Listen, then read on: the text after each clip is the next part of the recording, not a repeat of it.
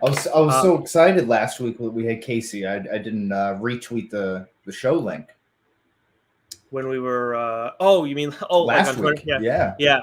Did you come up with a question yet for today, by the way? Because I noticed that area is blank. Oh yeah, I got something for you. Oh boy, I appreciate you looking out for me, though. Yeah, well, I mean, I always look right at the beginning, right before we get on. So. Oh yeah. All right. A lot of good stuff from Casey last week. Yeah, and again, very interesting stuff. He was talking about the different Batman, the Michael Keaton Batman and the Batfleck, and like the test screening, because a big story came out a couple days later about that. So pretty interesting how that felt like mainstream, how like the testing audience, everyone was all like, what's going on with this Keaton Batman? Didn't make any sense. So they had to film Ben Affleck to get him in. So, yeah, it's almost like Casey's like good at this. Like he should be, have this as his full-time gig. I don't know why it's not. Well, maybe he's a jack of all trades. I mean, that's fair, but still, could make money doing this more than he does. That's for sure. He's Scooper for hire. Well, we don't want to call him Scooper. That you found that a little bit. It's a bad term, a little maybe demeaning. He found that for hire. Yes. Yeah. I don't think he takes kindly to that. Which I understand. Yeah, I mean, there's definitely a lot of people in the entertainment scooping that can be a little bit questionable. But I think Casey would have a tough time doing it full time because if, like, let's say, I don't know, Hollywood Reporter or somebody like that were to hire him, then they'd be like, hey, you got to cool it with the Snyder cult fighting, and I don't think you can give that up. Yeah, you would lose. Once you sell out, you lose a little bit of that punk rock core that I think Casey brings on a day in day out basis. That is the perfect way to describe it, punk rock core. I think so, right? I think that works out. I agree. He's the California, punk rock. Who is it? White boy. Pretty fly for a white guy. The Offspring, right? That's kind of like a California Blink-182 punk rock, right? That's kind of like that. Yeah, I get behind that. Yeah, I think that makes sense. All right. Sure. How about we say let's dive in, Nick? I am ready. I'm excited. Okay. All right, here. We will get started in 3, 2, 1. Ladies and gentlemen, the state of New Hampshire has 2 new residents as of this week here. One of which is joining us at the moment. It's Mr. Nicholas J. Esquire here. A little bit of fast facts before we get started about the state of New Hampshire. See how well you actually know the state above Massachusetts here, Nick. Are you ready? No, I'm not at all. Shit. Okay, we're gonna put you on the spot. You're gonna learn the hard way here, fast and loose. New Hampshire has 4 nicknames. The first is one by which the state is commonly known as. Do you know which one that is? The Granite State? Yes. Do you now that will give you the correct, but bonus points here if you can get any of the other 3. I don't know any of the other 3. That's the only one I know because I think it's on their license plate. So the other one is funny because I believe Vermont is the Green Mountain State, but New Hampshire is the White Mountain State for the White Mountain Range. Oh, okay. But it's also the mother of rivers for the rivers of New England that originate in our mountains. Okay. And lastly, this is way out of left field, Switzerland of America for the beautiful mountain scenery. Oh, okay. I thought it was going to be for a different reason. Okay. Maybe because they stay neutral. They're so libertarian up there, Maybe live free or die. So we got the nickname down as the Granite State. What is the state capital of New Hampshire, Nick? The state capital of New Hampshire, is it Concord? Oh, very nice. Very nice. It, of course, is Concord, located centrally in the state on the Merrimack River. Do you happen to have a rough estimate of the population according to a 2010 U.S. Census Bureau? Dude, I couldn't even begin to guess Massachusetts population, never mind New Hampshire's. Throw a stab. I mean, just how many people are in America? Is it 2.6 billion? Is that right? I think it's like 335 million in America. Yeah, 335 million. Okay, so something like that. I'm gonna go with 335 million. So I'll say like 450,000. Oh, a little bit more, almost 3 times as much as that, twice as much as that. 1.3 million. Okay, 1.3 million New Hampshireans here. Yeah. Let's see a couple more questions here. Do you know? Let's get some of the state symbols. Do you know the state bird? I knew you were going to ask the state bird when she started going down this route, and I have zero clue. I know that Massachusetts is the chickadee, my former home state. It is, yeah. But we're looking for the purple finch, Nick. The purple finch, not the golden finch, to be confused with Hogwarts. The state tree, Nick. Do you know the state tree? I thought it was the golden snitch, not the golden finch. Yeah, that's what I said. Sure, okay. Sorry, my mistake. My mistake. Anyways, the state tree. I don't know. The cedar, birch. Wow, birch is a very good guess. It's in fact the white birch, which was adopted in 1947. Another very lucky symbol here. What is the state insect? Ladybug. Very nice. All right, there we go. And last one here. This one's going to throw you for a curve. Adopted in 2006. What is the state fruit of New Hampshire? In 2006. State fruit of New Hampshire. I'm gonna go with kiwi. Kiwi. You would be incorrect. It's the pumpkin. Did not know that pumpkin was a fruit, although I did know it had seeds. So I guess by definition, it would qualify. But yeah, interesting. Tomato? Is tomato a fruit or a tomato vegetable? is a fruit? It's a fruit. Okay, that's what I always forget. It is bi-curious though, so it's gender fluid. Yeah, well, no one ever gets it right. But food fluid. Pumpkin. Didn't know pumpkin, that was yeah. That's a new one there. But hey, get to know New Hampshire, Nick. Read up on it. Jeez, also, get your LTC card. You know. Yeah, that's right. Yeah, there you go. I gotta get on everything. I'm so behind on it. Oof. Anyways. Well, if I haven't already introduced ourselves here, my name is Wesley Sykes. Through the other side of the ether is the Franklin Pierce to my Daniel Webster. A couple of great New Hampshireites. It's Mr. Nicholas J. Esquire, New Hampshireite for hire. Yeah, I am excited to be in New Hampshire and in Nashua now.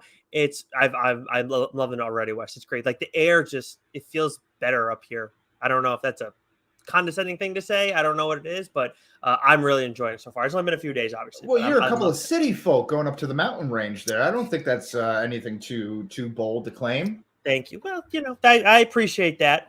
But yeah, it's been great, and I mean, God, I'm used to, obviously, we have plenty of big like areas in Massachusetts, right? I mean, like Westport's a huge ass town, but driving up Route 3 to Nashua, it's like the first 7 or 8 exits on Route 3 are all Nashua, and it's like not a short ride either. So it's crazy how big this area is. But I'm absolutely loving it so far. Get to spread out, get that fresh mountain air, that clear crystal water from the springs of the Merrimack River.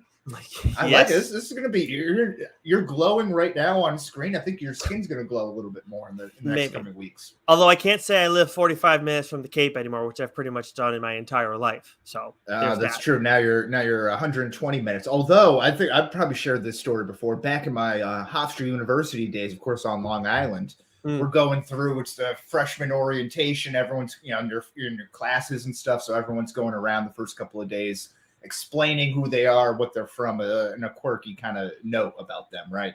This guy next to me, he's like, hey, I'm from Boston. I'm blah, blah, blah. I'm so-and-so. Then he finishes up, and I turn to him and go, oh, I'm from Massachusetts, too. Like, where are you from?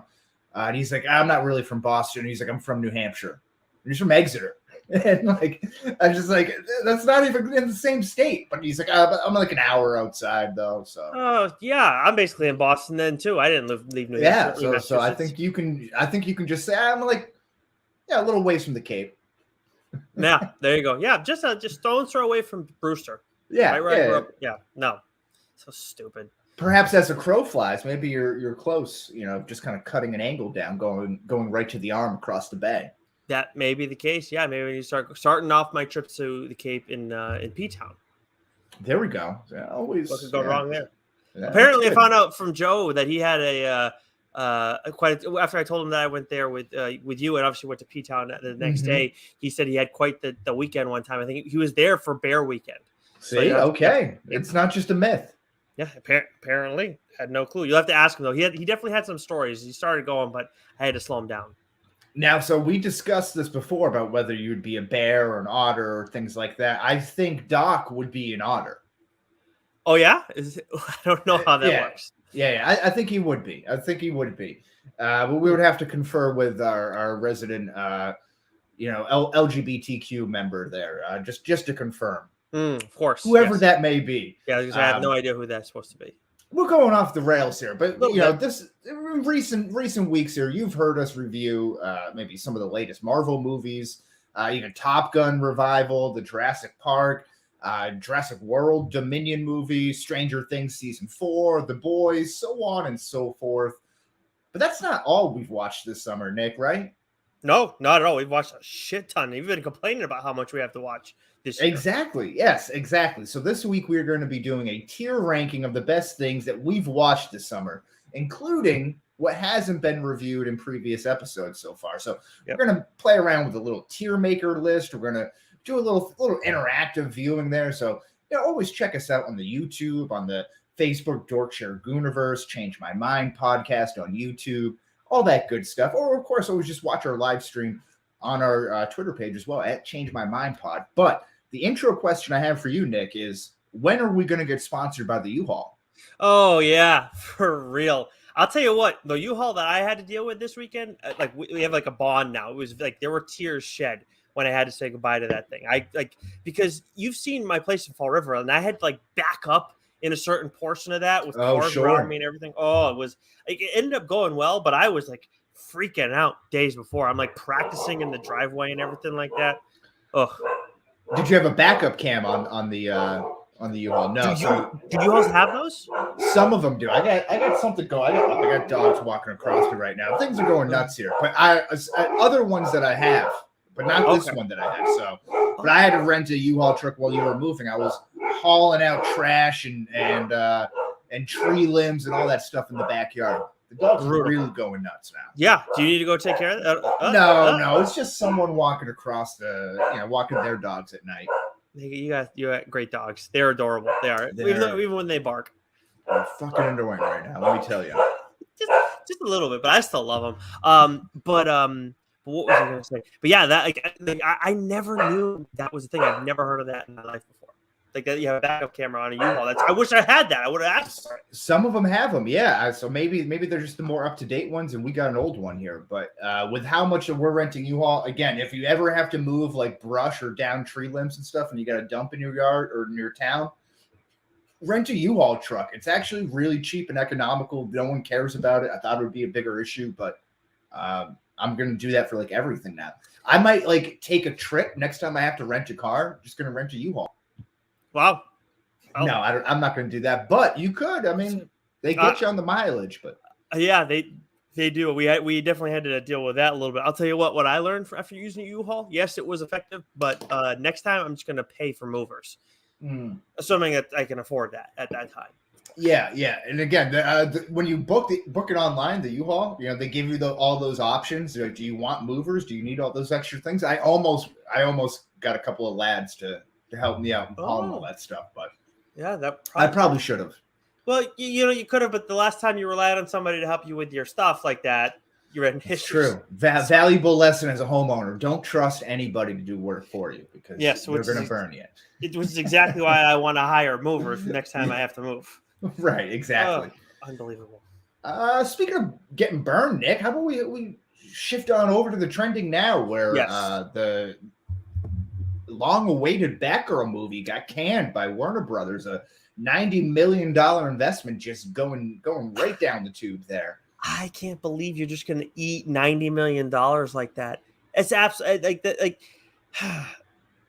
it was supposed to be straight to HBO kind of thing. And I think that the pandemic forced people to make a lot of dumb decisions when it came to the entertainment industry, and I understand that. But at the same time, we were all still interested in this. If you had come out of nowhere and said, you know what, we're going to increase our investment in this and we're going to turn it into a cinema movie, I still think a lot of people would have wanted to see this. We were all interested in it. So it's pretty. I was kind of take or leave. I couldn't really. It didn't really get my attention. If they had put more money into it, though, would you have said, "Okay, I'm going to go see it in theaters"? I mean, we would have watched it probably to review it, of course. But if we weren't doing the podcast, this would probably be something I would wait until it came out HBO Max or whatever. Okay, now, but what about when DC has this supposed 10-year plan set in motion? Are you going to be a little more invested at that point? I'll believe it when I see it. They listen. We talked about this with Casey Walsh last week, right? I mean, DC tried to do the Marvel thing with the connected universe, and look what happened with that, right? That they couldn't do that. And then they tried to do, each one kind of living in its own universe, and they're not really connected, but could be. And that hasn't really gotten off the ground yet either. So now they're going back to this 10-year connected universe plan. All right, we'll see, and they're canning all this shit and pushing back all these movies like we're talking about here with Shazam 2 and Fury of the Gods and Aquaman 2, probably getting pushed back to next year and the year after, but we still have the Flash getting forward with Ezra Miller and all his shit going on, that's it seems like a very weird thing, what they're choosing to back and not back. Yeah, and look, the Ezra Miller stuff, obviously, what he's doing outside of his work is obviously pretty strange to say the least. But that whole movie will be pivotal when it comes to this 10-year plan. They need to get it right, and it's not going to take much to get it right in terms of the reset, in terms of the quality. Obviously, we've seen DC struggle with that quite a bit over the years. But I got to say, now that Marvel's done it, right, DC should be able to accomplish something to a similar degree. Will people like it as much? Probably not, because they flat out came and said, we're going to do what Marvel has done and what Kevin Feige has done. Doesn't mean they can't make it their own thing and make it substantially different and not have a Thanos, but have somebody different, although you'd think it'd be Darkseid. But I just given what we've seen over the years from them, I'm with you. I just don't have any faith in them to get it right. You have cool stuff, but just if you're going to try and make it this big galactic thing, just like Marvel did, it's not. People are just not going to receive it as well.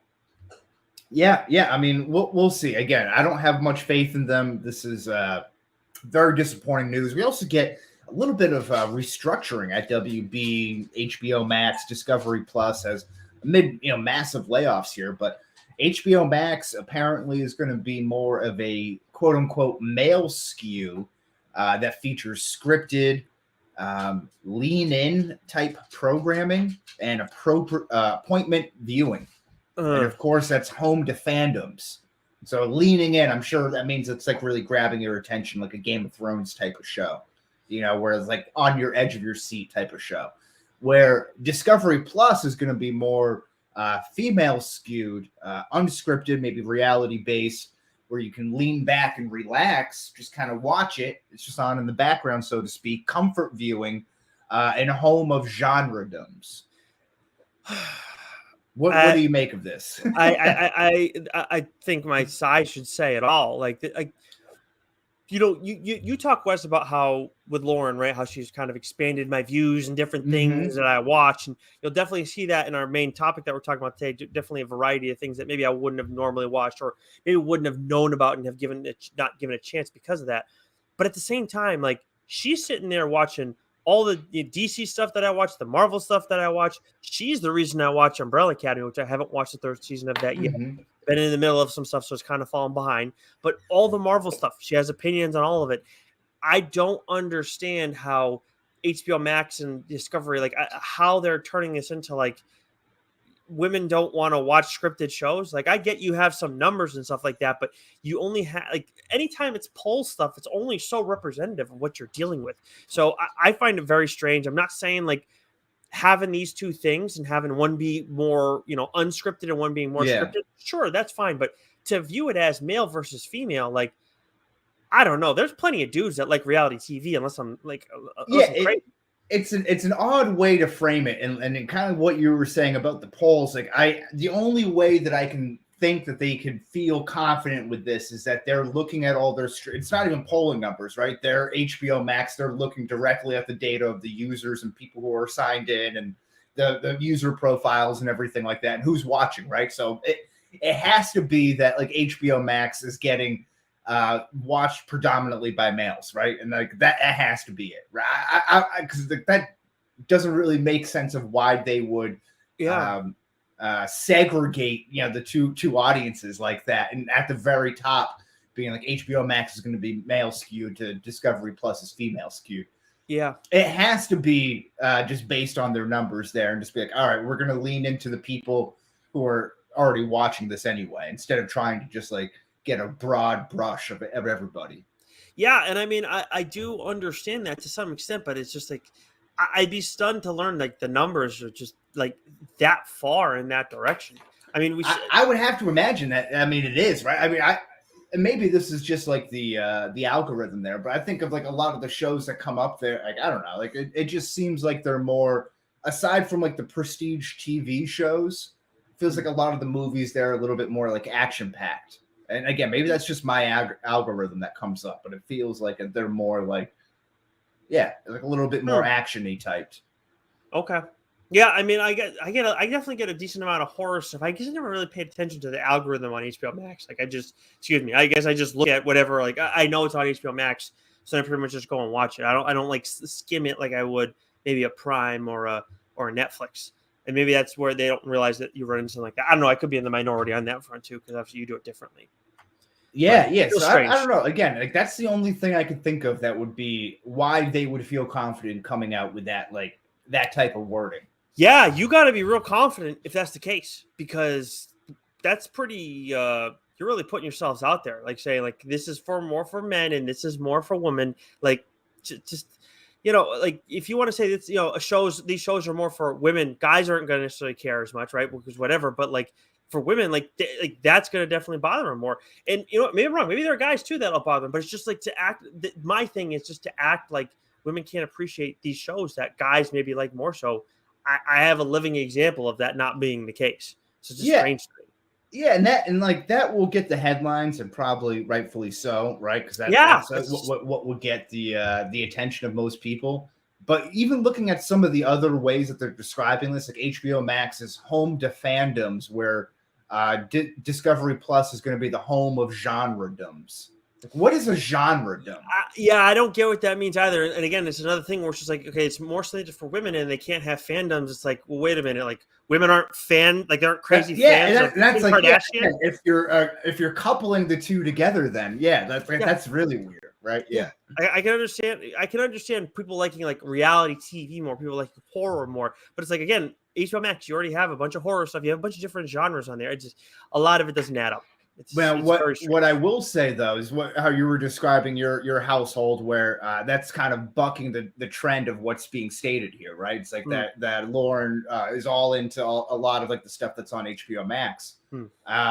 Jules, on the other hand, is all about comfort viewing and all about reality TV and like leaning back and like not being like fully invested in a show, just kind of like being able to kind of turn your brain off, laugh at something, look up from your phone for a couple of minutes, while you're kind of like unwinding from your day. And I'm the opposite. I like the appointment viewing, the like that leaning in type of stuff where like it's week to week and you have to follow it to like make sure you're in on everything. So, like that we are what they're talking about right there. Interesting. Yeah, but okay. I mean, I feel like I've dealt with a mix of both over the years, just with like significant others. So that's where, I have to think back on that one a little bit. But it's just interesting. It's right? just a very bold way to put it. And Because it's just like in this time now where it's like you want like people, who cares what your gender is, what your background is, anything like that. You can like whatever the hell you want to fucking like. It's just like it's limiting, and it's a way to really turn people off very quickly to your stuff. When like HBO Max, you say you have all these like episodic things or lean in stuff, like Netflix has that, Prime has that, and you want to if you're HBO Max, you want to say it's only for men. Well, that's going to push people who don't care to hear stuff like that. It's going to push them to Netflix, going to push them to Prime or Hulu or whatever, because you still got all that shit there. I don't know, is like I have to read a little bit further into it, but is HBO Max going to be like in a Discovery Plus tab, or are they going to stay their own apps? You know what I mean? Like, Yeah. where you can like almost like Hulu and Amazon Prime and stuff like that. They're like kind of the same thing. I don't know, but anyway, we got DC on the heels of all of this news. Hmm.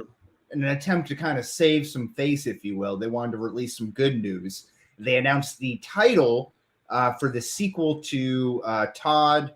What is it? Todd Bridges? Is it Todd Phillips. Bridges? Todd Phillips. Joker movie.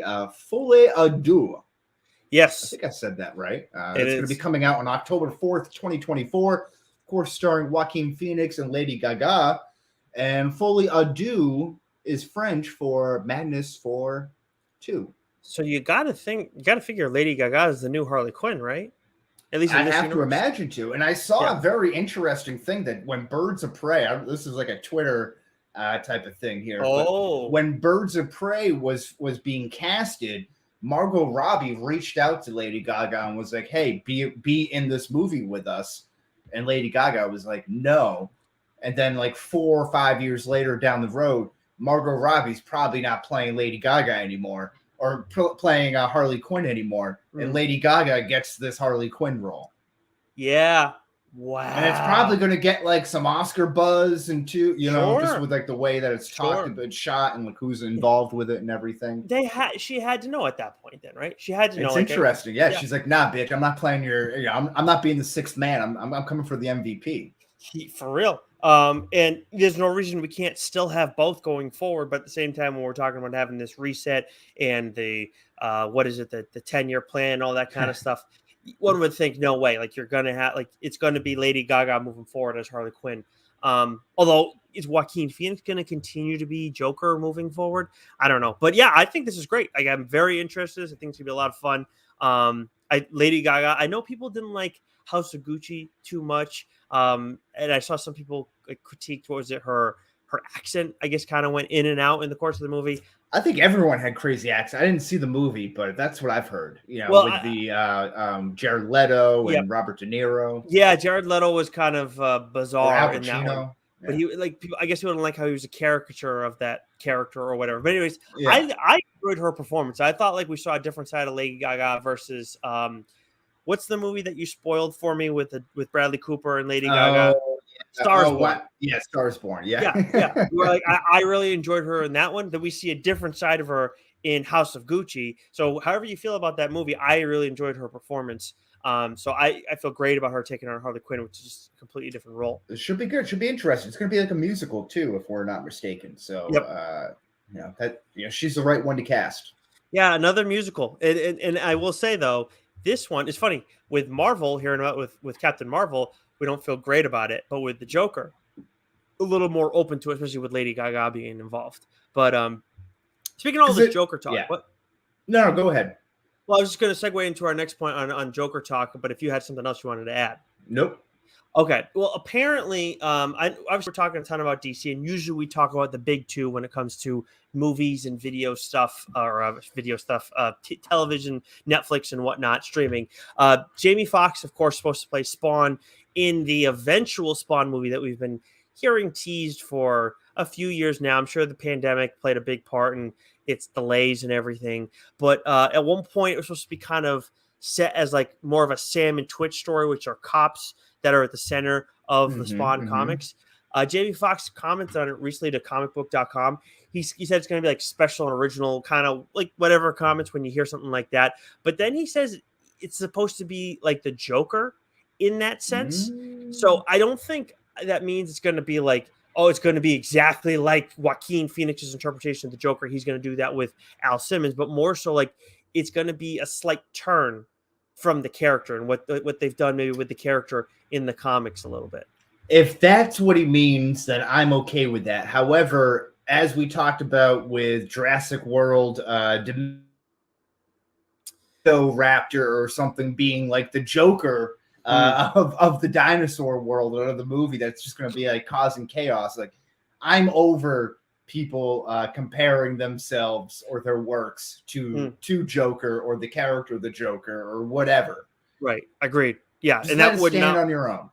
That would not be that would not fit for Spawn at all. Like for that character Spawn. Like there are other characters in that world that could make sense, but no. So I don't know what entirely that's going to mean. But they've been doing some awesome stuff with the Spawn comics since they've kind of expanded the line over the past few years. So I'm excited. Yeah. I'm excited for that movie, but just like I don't know when the hell we're going to get it, Wes.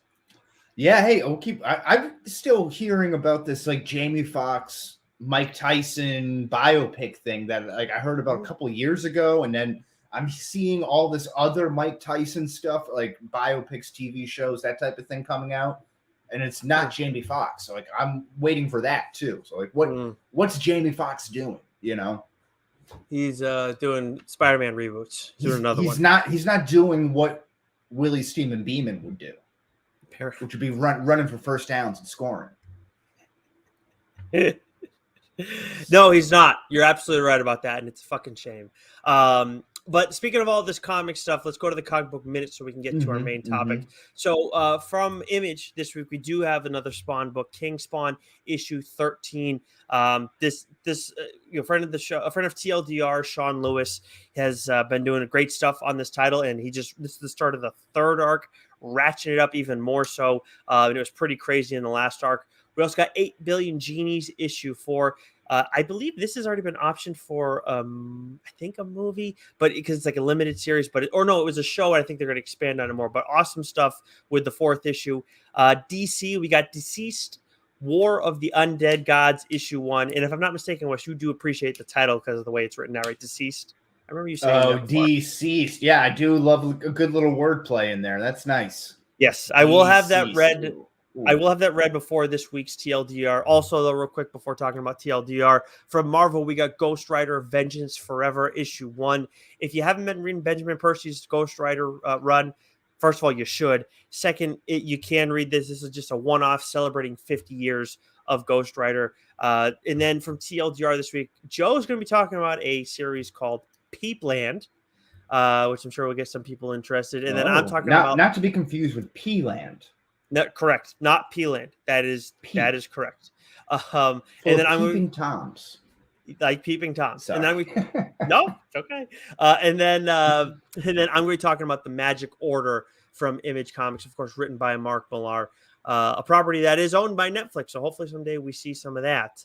But speaking of Netflix, Wes. Yes, we have our main topic here today. The best of what we watched this summer. Some of it may include Netflix. Some of it may include the hopefully never defunct HBO Max. Some of it may include Amazon Prime. Some of it may include Hulu, may include Disney Plus. It may include theaters. Nick, anything else that I'm missing? Hulu, Disney Plus, Amazon Prime, theaters. No, I think that's everything. I think we got it all. So we put it into a tier list for you here, and I think we're going to discuss. Yes. There we go. Now we got it going on here. Okay. So we have 29 properties as a crow flies, Nick. Wow. I didn't know we had 29. Jeez. So 29. I have it pulled up in front of me as well. Am I going to be able to see as you update it live on my screen here, or am I going to have to watch it on our stream as you do it? Do we know? So you can watch the stream, or if you're on the link, it should be able to update. What if I went like this? Can you see it on the link? You did one, and no, I cannot. But now I know.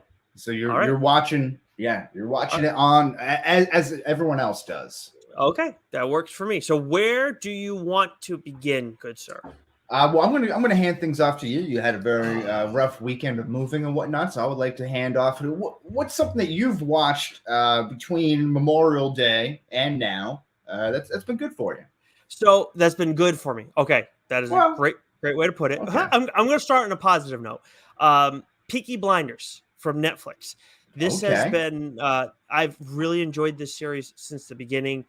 The first thing, the thing at first that was kind of tough is, yes, you can understand most of what they're saying, but with their Cockney accents, you have to put on subtitles, especially when Tom Hardy gets thrown into the mix, because he's so like this when he talks, so you can't really understand. You miss a word every sentence. So Wes, we didn't talk about the tier levels. I see we have an S. So S, A, B, C, and then what is it? D, F? Is that correct? DF, yeah. So we got the Sigma tier, which rises above everybody, than just normal grading. Okay. And then what is it? Alpha, Beta, Cuck, and then DF? Yeah. The normal, like, school grades. But Sigma, that's above everything. Okay, got it. I do want to put this in the segment here. Once I saw this, there's like Umbrella Academy, a show I mentioned on here that I do enjoy. Haven't watched the third season of that yet, but this came out right around the same time. Once Peaky Blinders came out, I had to watch it. Like I don't like there are a lot of shows that we do on the show. I have to watch it right away. A, because I want to. B, because of the show. Peaky Blinders, I don't have to do that for change my mind. And I crushed this thing the second season in I believe 2 days. If not, there might have been a third one. And if anything, it was because work got in the way. But I absolutely love this show. It like the brothers too. Like they might they're some of my favorite fictional characters too. So yeah, I absolutely love this show. Which do you think is sharper, Cillian Murphy's cheekbones or jawline? His cheekbones or his jawline? I would say C, the razor blades that they keep in their hats. But keep razor blades in their hats. They're a razor blade gang. Like that's oh. an English razor blade gang from Birmingham. You don't see them. They use it a little bit. How do they wield razor blades? So they have scally caps. And like you actually see Arthur Shelby use it in the second season. Like they don't use it much as the show goes along because they kind of rise in class status. But yeah, in their scally caps, it's like where that little fold is, and then the brim. You know what I'm talking about in a hat. So they have that hidden right in between there, and then they'll like slash your eyes with it. What? So is this like a barber using like a straight edge blade, like that sort of thing? Yes, that's essentially what they have in there. Yes. Okay. Yep. All right. Yeah. Very, so, very bloody. Cillian Murphy's Thomas Shelby and Arthur Shelby. I don't know the actor who plays the older brother, but those two guys are some of my favorite fictional characters. I mean, Arthur Shelby's such a fucked up character. And I absolutely love them both. Yeah. So as long as you can bear subtitles, and again, it's not like it's the language you don't understand. It's just you need a little bit of like they speak weird. Yeah. It's not American English. It's the King's English, and I don't approve. It's like you need training wheels a little bit. That's what the subtitles are here. But anyways, yes. So that goes in this segment tier for me. Okay, so I'm going to do something that I just watched recently. Although this is an older title, this has been out for some time. I'm going to go with Missing 411: The Hunted. This is a documentary that's available on Amazon Prime. I believe it's on Hulu as well. And it is about 90 minutes or so. I watched this after sleeping like 12 hours after doing all of that yard work the other day. So when I woke up at 5 a.m., I had nothing else to do. So I popped this on here. And this is about, I'm going to slide this into the B range here because I enjoyed this very much here. But documentary about a guy who is interviewing all of these disappearances in the national park systems across the country. And there's like all these strange synchronicities and anomalies that happen to line up at these different clusters at different points. And like they all happen to line up in national parks, Yosemite and different places as well. But and this guy goes and interviews some of the victims or people who are out, they're all usually like ex-military or very experienced outdoorsmen, hunters, woodsmen type people. And they just go missing and they end up dying. And like in some cases, like having some really weird, again, lined up circumstances where there's like always bad weather during the search or when they go missing. It's like always like a rush of bad weather comes in out of nowhere. So in this one case, this guy's like, I don't know, up in like Montana or something in the crazy mountains. And he's supposed to go left on this trail. This guy goes on the trail all the time. He's very, frequents this place a lot. Supposed to go left on the trail. He winds up right. Although he has like a GPS tracker, his friends can't find him. His GPS tracker has him like 3 miles off the road, the wrong path of the hike. 3 miles away from where his GPS locator is, his shoes are found. At this point in time, a huge snowstorm blows in, and it's like 1 to 2 feet of snow. And then they find like his backpack and his remains and his gun like another 4 miles away from where his shoes were. So it's like he's traveling through the snowstorm like without his shoes. They never find a body. It's like very weird stuff. So there's like this underlying theme of like maybe alien abductions, but even if you're not really into that, I think the disappearances and just kind of, again, the weird anomalies from talking to, family members, survivors, things like that. It's very, very interesting. So I'm interested in this after hearing you talk about it. So for you, it's more so you didn't know stuff about these things going in, right? This is all kind of new to you. I heard about this on a Rogan podcast. Someone had mentioned it, Missing 411, and it's again. So I was like, oh, I'm kind of interested about this here. So I heard this documentary, and I had seen it pop up a lot. Like it had popped up in my queue a lot. So I think this was like a fairly popular documentary. I don't know, maybe within the last 5 years or so. But that's it. Like you didn't know anything about there's a certain we have like the Gacy tapes on here, right? Like you knew about Gacy beforehand. I knew about I didn't like know that. about like the individual cases or anything like that. Yeah. I just Okay. knew that this was like the general basis behind it. Okay, cool. But it's definitely worth a watch. Yeah, that sounds like something that I think that my significant other will be very interested in. So I'll have to give that a look. And that's on Prime, you said, right? I think it's Prime and Hulu. Yeah. Oh, okay. Nice. Well, I got both, so I'll have to give it a look on one of those two. So you give that a B. B. It's solid. Good watch. Good watch. Okay. All right. Let's see. I'm gonna go. So we started on a really positive note on my end, and obviously a positive note on your end. I'm gonna go and shift things around a little bit. What was it I had on here? Why am I blanking on what it was? Oh, you know what?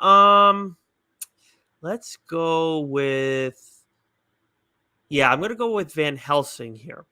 Now, Van Helsing. That was not the one I was thinking of originally, but oh no, it was different. Okay, that's fine. I'll stay with Van Helsing. So, all right, with Van Helsing, so this is a sci-fi show, and it's based actually on a Xenoscope comic, and I never read it, but you guys know I always want to give like indie comic shows an opportunity because I just they have a lot of good stories there. You can put it all the way down at the bottom, Wes. So I like this show, but at the same time, I know it's on sci-fi. Like that means you're going to have to sacrifice some quality. Yeah, quality's down a little bit for sure. Absolutely, but at the same time, they know how to lean into it. There's a zombie show that they had a few years back, and they did a pretty good job of getting goofy with it. So it's okay, you're giving a little bit of spookiness to it, but at the same time, you're having fun. Van Helsing, they actually did a pretty good job, and they were it's all vampire stuff. It's kind of modern and everything, and they did a pretty good job with it, for the first few seasons. But then they kind of jumped the shark, and they start going. They have the guy from Hell on Wheels, the main villain in Hell on Wheels, who's a great actor. He was the you remember in Peacemaker, the guy they had stand in as a cop at one point? Do you remember the tall, ghastly looking or ghostly? Yeah. He was the police chief at the end. Yeah. Yes, he is an awesome actor. He was great in Hell on Wheels, obviously very good in Peacemaker, and he was really good in Van Helsing. But then they kind of They did a good job with his storyline, but they took things too far with him and what they kind of did with him aesthetically. And then from there, they just kind of go more and more with it. And then this season is just what the fuck are you doing? They shift, they go into the past, and there's time travel. And I get it, it's supernatural, but it's kind of how the fuck did we get here? And when they come back out of it, it's a little bit better, but still it's weird. And Wes, the worst part about it all, though, is in the time travel stuff. All this shit's bad, right? In the time travel stuff, you see Vanessa Van Helsing, the main character. You clearly see her, getting ready to, fight off this evil that's coming, but it's not the actual actress that we've seen in the past. Oh. And, she's voicing, I don't know who it is voicing over, and it's so bad, but you just have this black silhouette covering her. And it's what the fuck is this? What are you guys doing? If she's not there, don't fucking act like she's there. So it has to be in the DF range. It's just so that has a spot in my heart because I'm a sucker for some cheesy shit. But man, it's bad. It got bad. All right, I appreciate you going early. I know how much Van Helsing means to you. That's one you play a little bit close to the chest there. That and you're really putting a wooden stake through it right now. So that's strong of you. I'm going to nominate something that we've both seen for the first time here this evening. I'm going to go with Top Gun Maverick. And you can stop me. We can debate this on the ones that we've seen here a little bit here. So Yeah. This was one of my favorite movie experiences of the year outside of The Northman. And so this is an S tier movie for me. I'm not going to fight you. I think with the action scenes on it, what they were able to replicate from the original and build upon a little bit with the advance in graphics and actually be able to fly the planes and everything. I love some good homoeroticism, even if there were women involved this time. So, dude, I love the stuff they did in the planes. It was crazy. Like in an era where everything we see now is CGI, where they're actually doing this shit.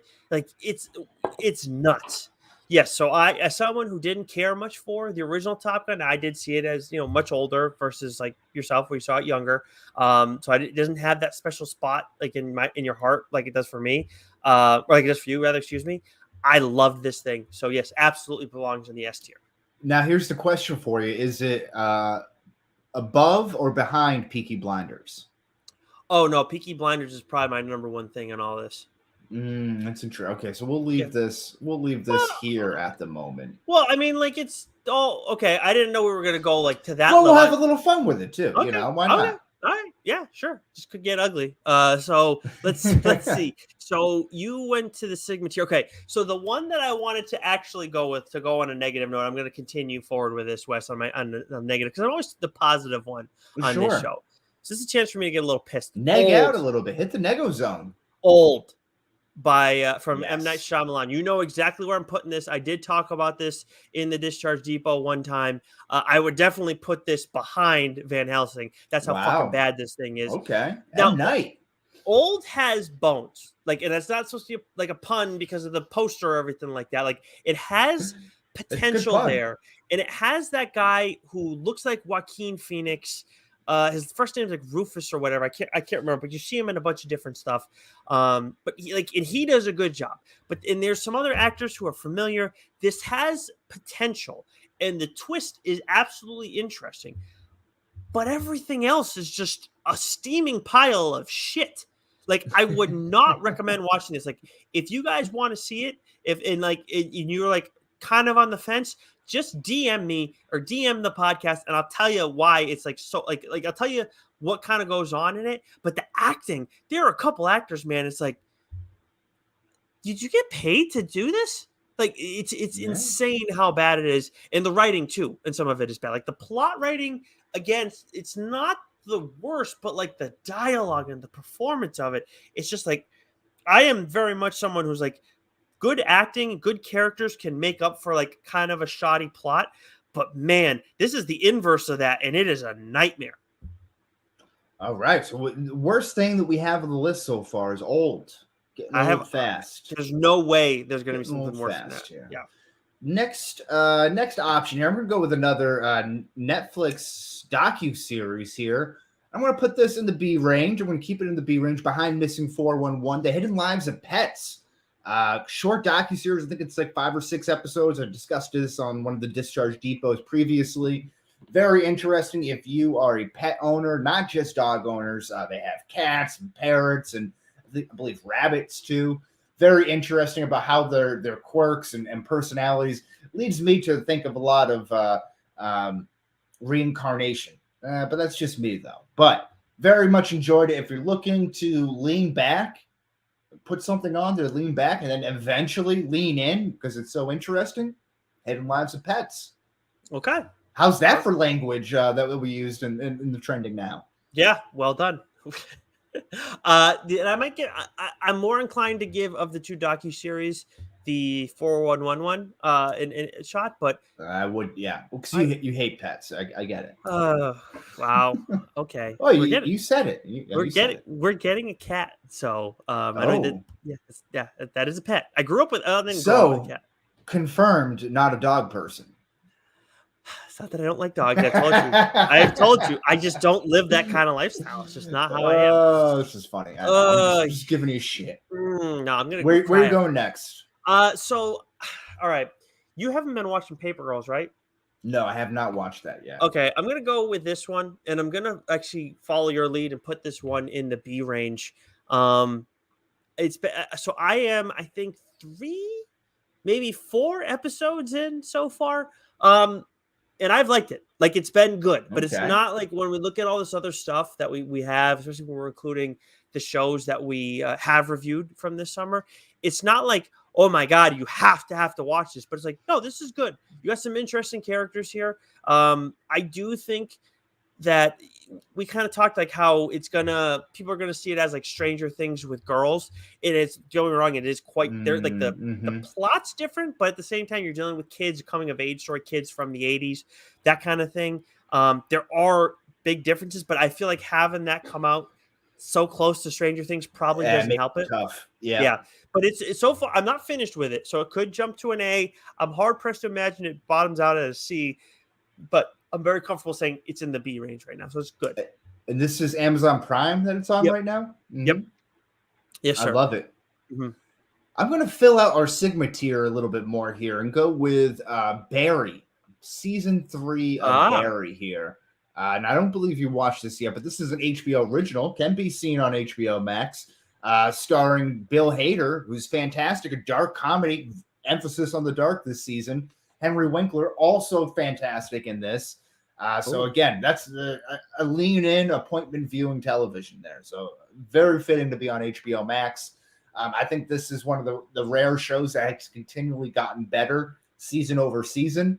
Although I would have liked to see a little bit more of NoHo Hank zaniness instead of like the more seriousness that we got out of him. But again, characters need growth there. I understand that. So I think it just gets itself very well. It knows when to be funny. It knows when to be serious and hits those notes perfectly. And it doesn't, you don't get tired of it. You have enough time away from each season where you're like, it comes back and you're like, oh, this is great. And then the season is just long enough where you're invested, but short enough where you're not sick of it. So okay. I think they figured it out. So I don't know if I ever told you this. I don't think I've said it on the air, but way back when we did the show on BSM, Tim told me that I should watch like an episode of it and say, come back one day and say to you, yeah, I watched like an episode of it and I fucking hated it. Just to mess with you. I don't know if I ever told you that. I definitely never said it on our show before, but yeah, I never did that. But I may watch it at some point because I know Lauren's a fan of Barry, so maybe I'll hop on board at some point.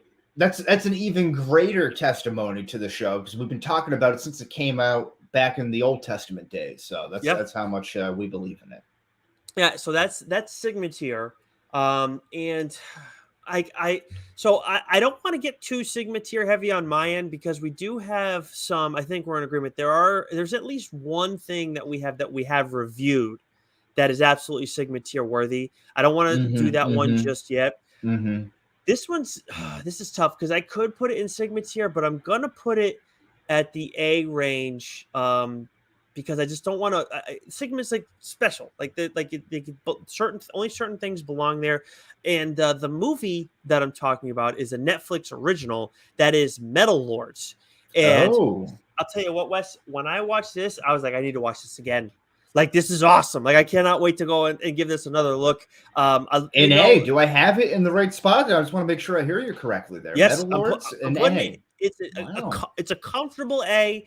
It could slide into, if we did this as like A, B, C, D, F, like straight up school grading, I would probably have it in the A range still because it's a little bit different because this is not a B movie. But Sigma, when we're talking about like next level, like I look at that as like perfect, like, the grading, like we're going to put that like 90, like 7 plus, something to that end, A plus. I just feel like I can't quite put it there.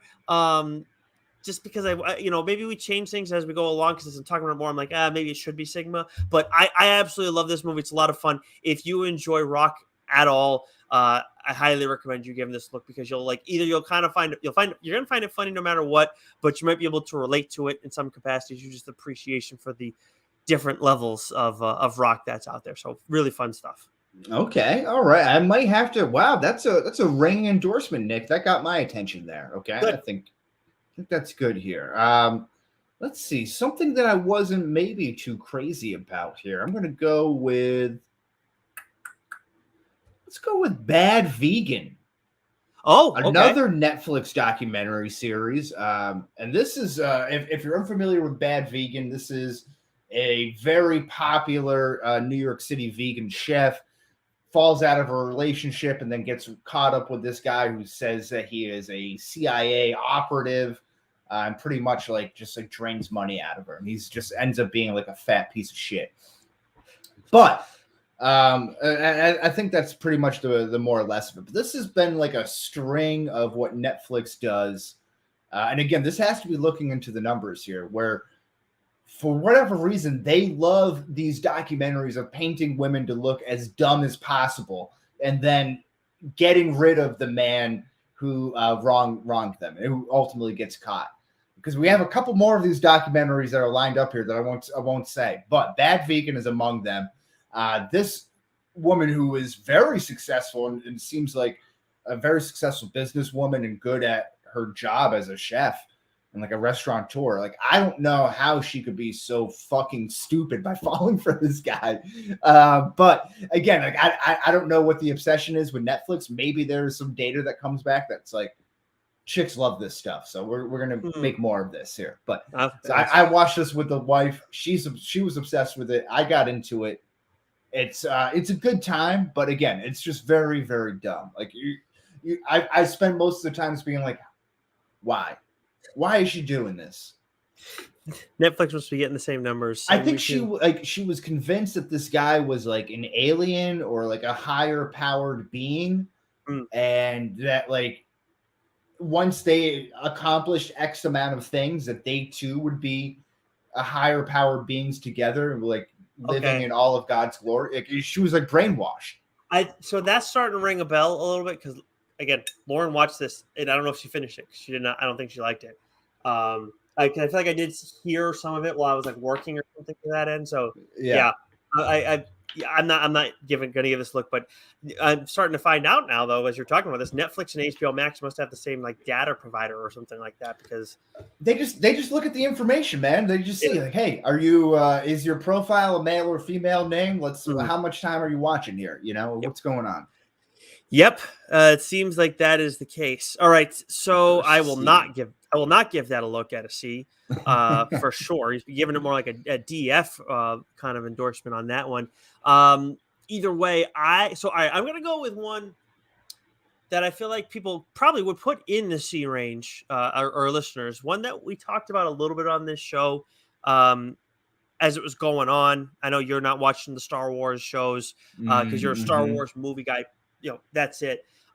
Which I do understand and respect. Obi-Wan Kenobi on Disney Plus. I'm actually going to put this in the B range. I believe I gave this an 82 when I ahead of Paper Girls or behind Paper Girls. Okay. So with Obi-Wan, it's like to me, it was. I think expectations were really important with how you ended up receiving this show. I do think that Ewan McGregor is an outstanding Obi-Wan. I think he has fallen into a similar thing that Hugh Jackman has fallen into, where people like to shit all over the movies that he's in, but always love to praise the way that he portrays the character and does him justice. But I think that carries weight.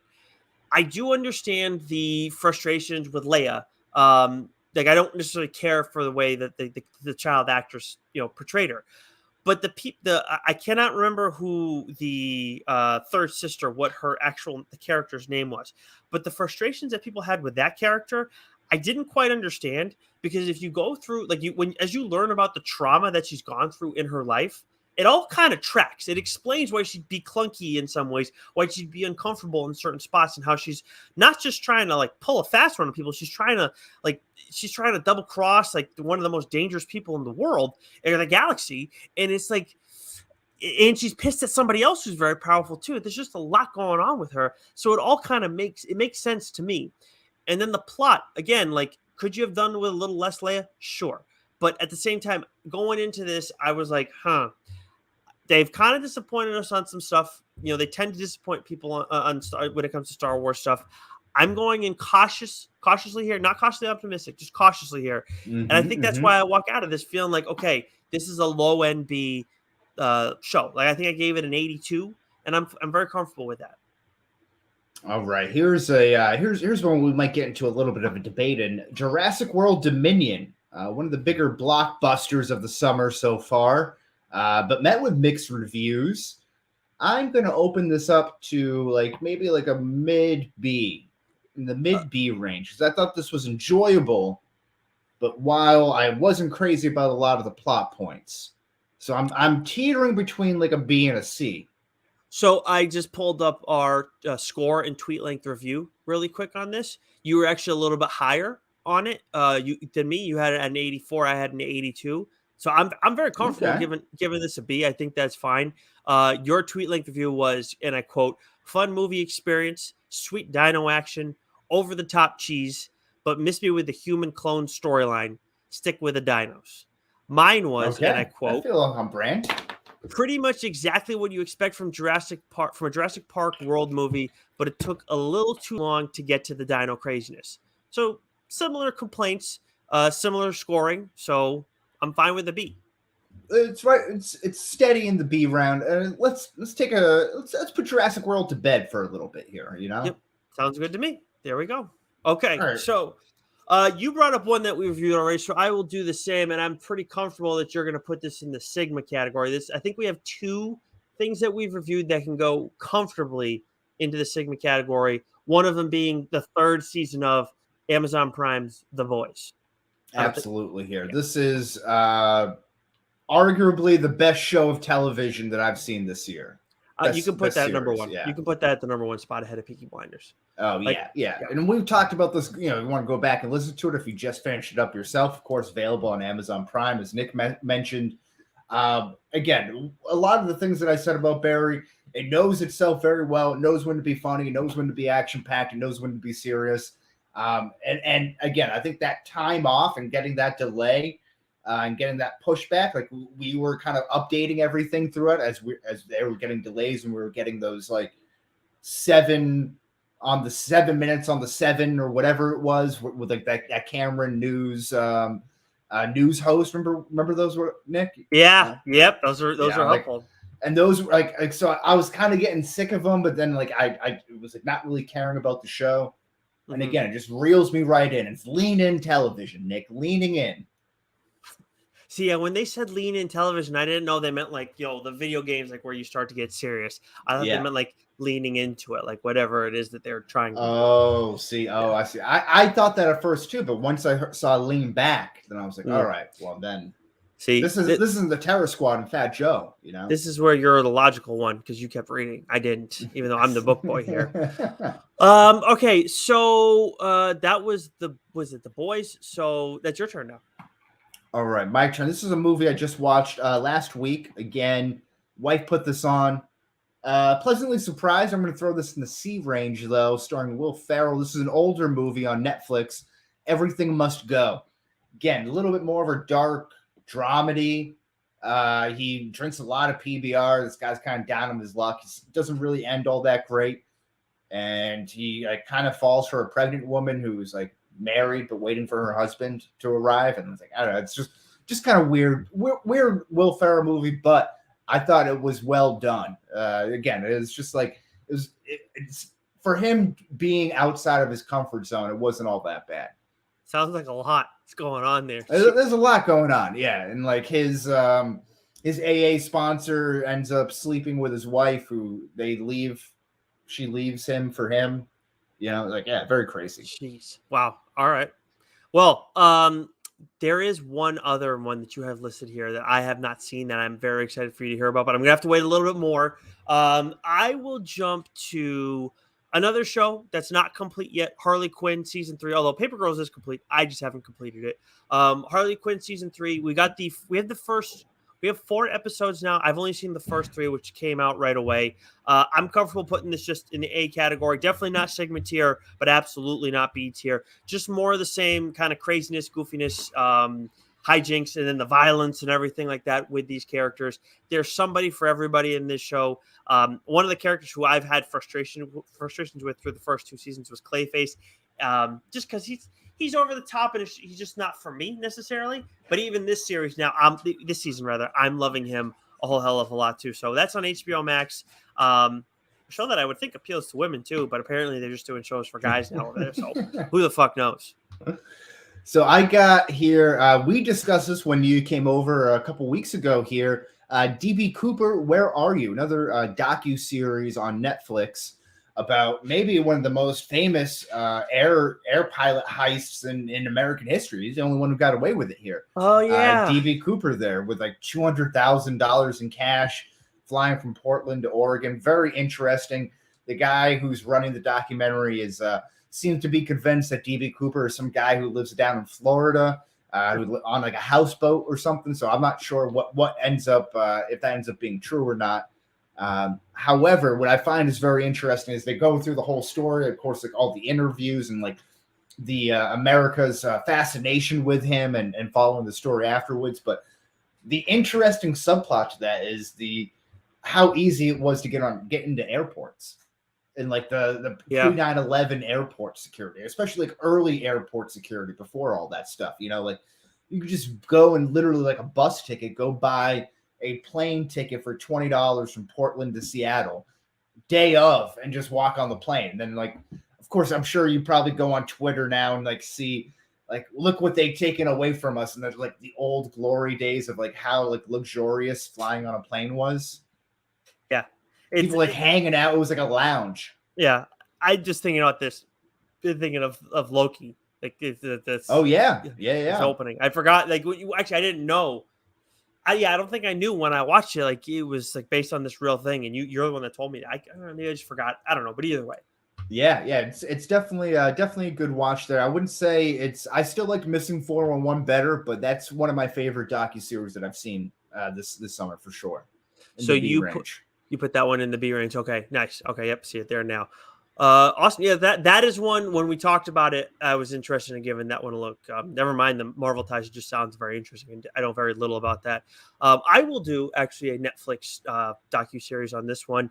So this I think is like just a one-off docuseries. Actually, that's how most of them are. My apologies, but the John Wayne Gacy tapes on Netflix. Mm-hmm. Now, I knew some stuff about John Wayne Gacy, but I just really knew he was the clown one. Like that, like the clown, like rapist. That's all I knew. Yeah. Yeah. And they do very little on the clown stuff. Like, I don't know if that's just because, you know, how sometimes we're like in history, like a certain weird thing gets attached to an individual and that's all people like associate with that person with. Right. With him, it's like, now obviously he did a lot of like fucked up shit, never mind weird stuff, but it sounds like with him, the clown thing was like a weird thing that he had and like that he used that to get like close to underage kids. But based on the docuseries, that wasn't what he did. Like he went after like of age or close, like, you know, just underage men. Like that was his thing. Like, so the clown stuff was like a side hustle, if you will. So like that was kind of I didn't expect that. It's why hookers strip, because it's a good place to meet clients. There you go. So I guess that's kind of like I don't want to do that. That's not fair to them. But like So yeah, that was kind of strange. I didn't know that. Still didn't take away a lot for me for the series because I only knew so much about the guy, and obviously just an absolute monster. The story's so messed up. But Lauren knew more, and I know you haven't watched it yet, right? No. Yeah. Again, I know very little about him. So you know very little. You might end up enjoying it. She didn't like care for it as much because like I just felt like I knew a lot of the stuff already. I don't know. I felt like the tapes were very interesting. I will give this a solid B. And I think that if you're interested in this, like learning about this kind of stuff, like the monsters in American history, like this is something worth watching. Awesome. I love it here. This is we'll get to a couple of Marvel properties here in a moment. Let's go with Miss Marvel. How about that? I'll nominate this one here. I had this as a 79. Nick, I think you probably had it at the low B range. I think we were in the same neighborhood. No, I had it an 89. Justin. Oh, did you? Well, I'm nominating this for a high C plus here. High C plus. While I enjoyed the story of the family, as we mentioned on our episode there, breakdown, didn't really care too much for the superhero stuff. Again, didn't really care too much. Like, I'm not sure if this is a show that I would have watched had we not reviewed, do this podcast review for everything. So, again, didn't hate it, but just wasn't for me.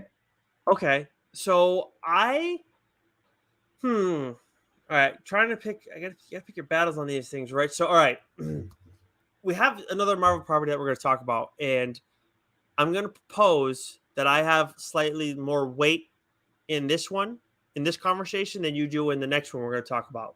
Is that fair? Are you comfortable with that? Yes. Okay, Yes. so I say we put this in the B range. Okay. And then the next one, I have a little more. The more next say. one, Yeah, the next one, you I got absolutely you. have final say, like I do on this one. Gotcha. So Miss Marvel gets put in the B range, and then that brings us to Thor: Love and Thunder, which I gave a 92. You gave an 81. Yeah, and I don't think I can be too mad at Miss Marvel. Again, I was right on that borderline with it, and it wasn't for me. I think I saw a lot of the charm in there that were people younger than me, maybe that next generation could have appreciated it a little bit more. So, not too mad at that there. But we're Thor: Love and Thunder, your nomination, sir. Yep, that is it. And I have it at a 92 when we did our review. Of course, that was Change My Mind episode 178. You gave it an 81. So I'm comfortable with giving it an A, but obviously we're very far apart on this one. And like I said, I'm making good on my promise. You have final say here.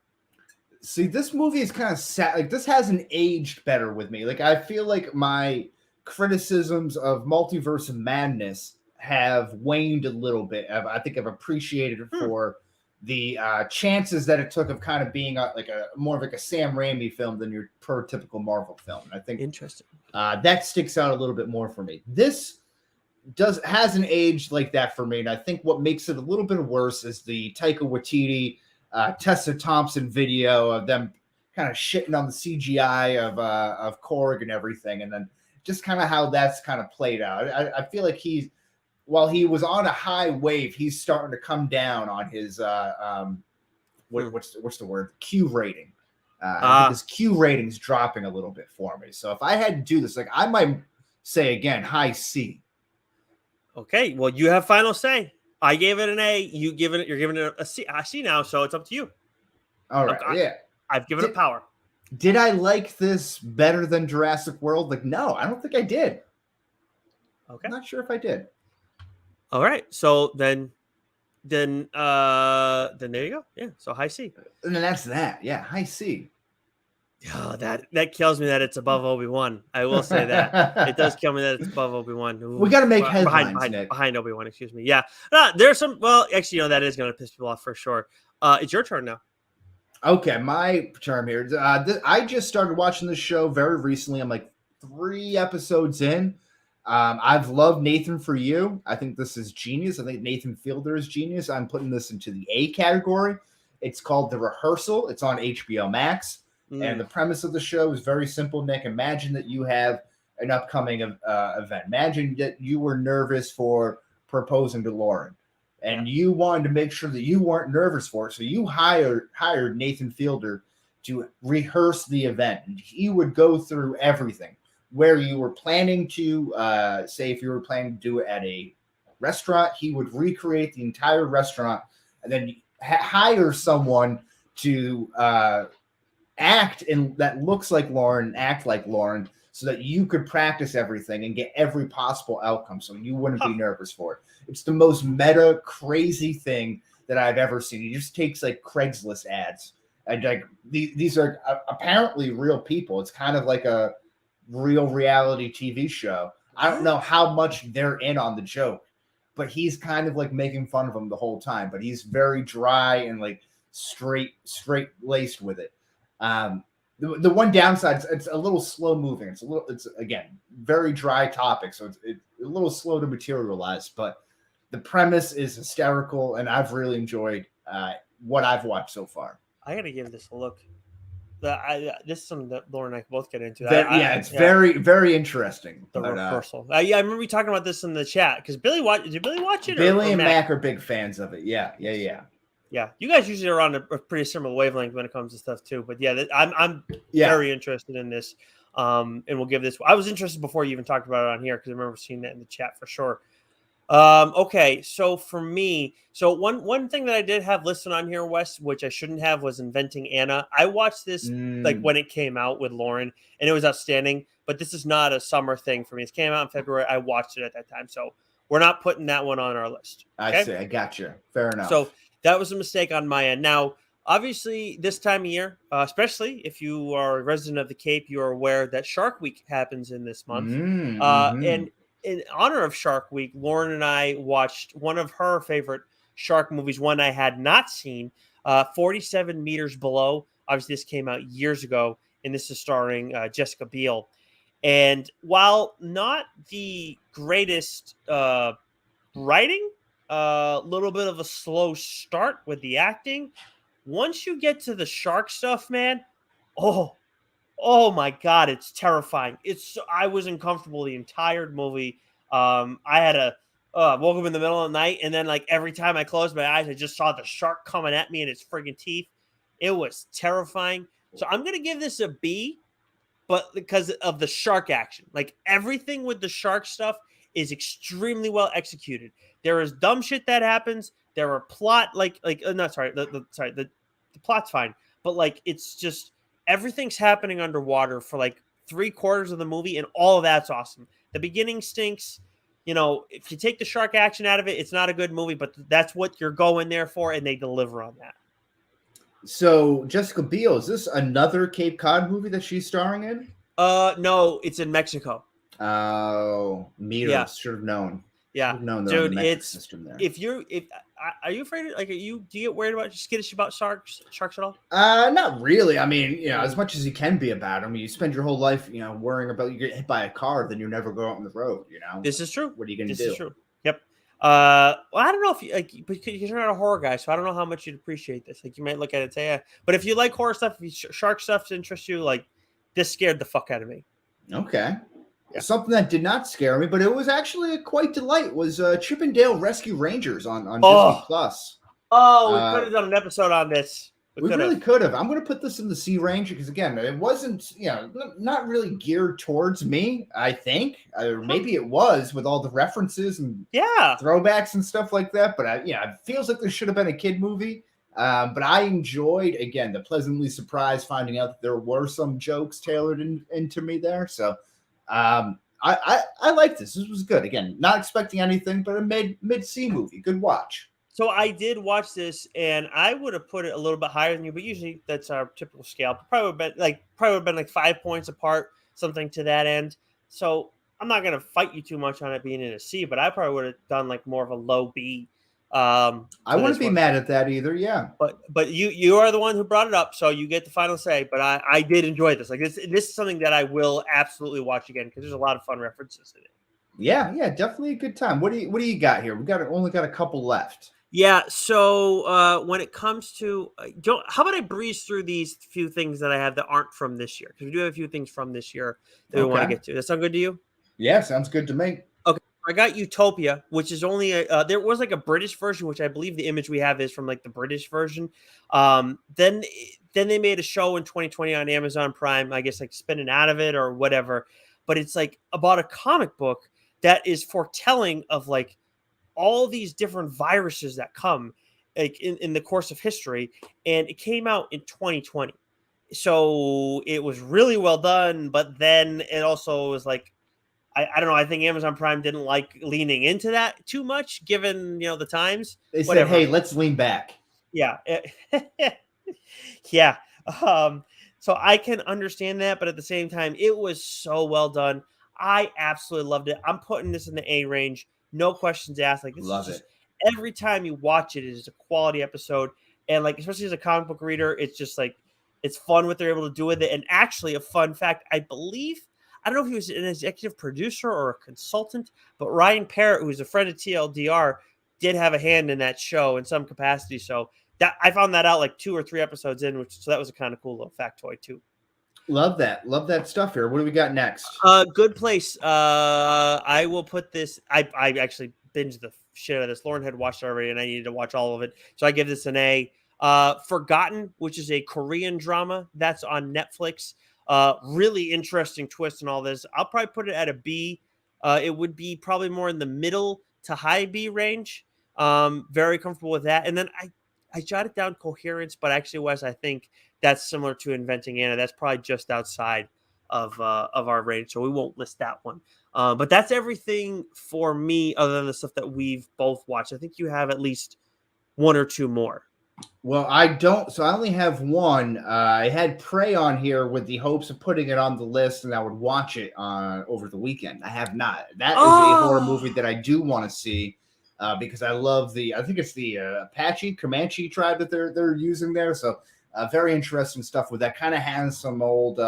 What's the Mel Gibson movie? Apocalypto type of vibes there, which I'm here for. Yeah, but the last one that we have, absolutely. It seems to have gotten some good reviews so far. Stranger Things season 4, very well reviewed, very highly revered. This is our last title on the list here, Nick. I am looking around this range here, the S to A range.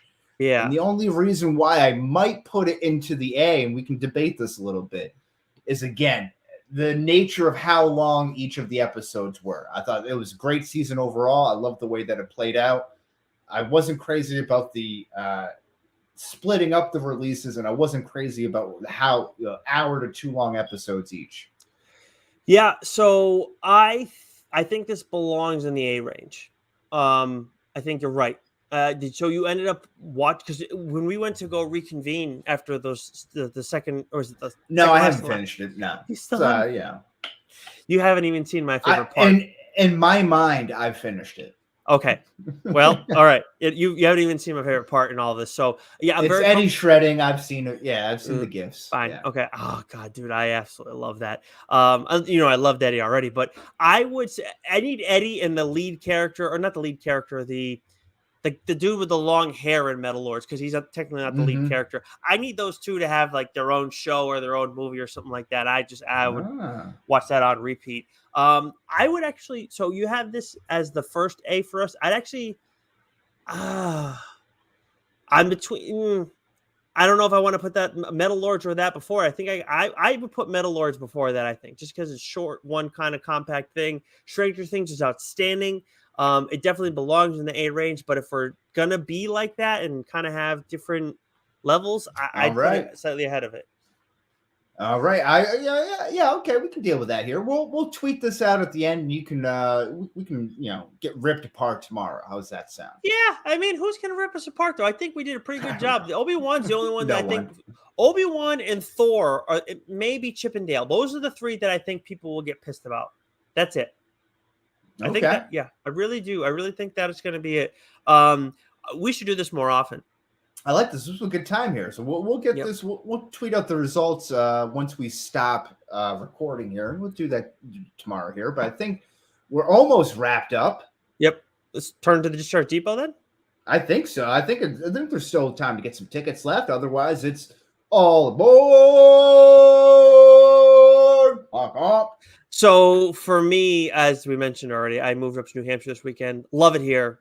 I'm exhausted. Needed this show to give me a little fun because oh boy, it's been a lot of work. But I am excited to be living up here and everything. Next time, gonna hire movers. Yes, absolutely. Well, while you were moving away, I was visiting an old stomping ground that you might have frequented a time or two at the Feast of the Blessed Sacrament in New Bedford, otherwise known as the Portuguese Feast. Had some souped up Madeira wine, had some beef sticks, very salty beef sticks, and listened to some nice Portuguese music. I had a couple of pastéis natas, very nice. So we had actually talked about doing that, and it was funny. Obviously we then moved up and went to visit you guys at your place, but man, I forgot about that. And it's like, there's no way in hell we wouldn't be able to fit that in with everything. Well, it was on the 2-year hiatus, as you know. So we were going to go Friday evening, but it ended up getting too dark and thunderstorms and stuff. And just like I was kind of exhausted. So we ended up going on Sunday, and we were going to go Friday night. But again, first weekend of the feast in 2 years. Like I don't want to have to keep my head on a swivel. Sure. For whatever could happen there. Yeah. Oh yeah. No doubt about that. I'm jealous. It was a good time. We got to try and go next year. Lauren would have fun with that because something she hasn't different than something she's experienced before for sure. But anyways, that brings us to this week in Lore. Shared universe.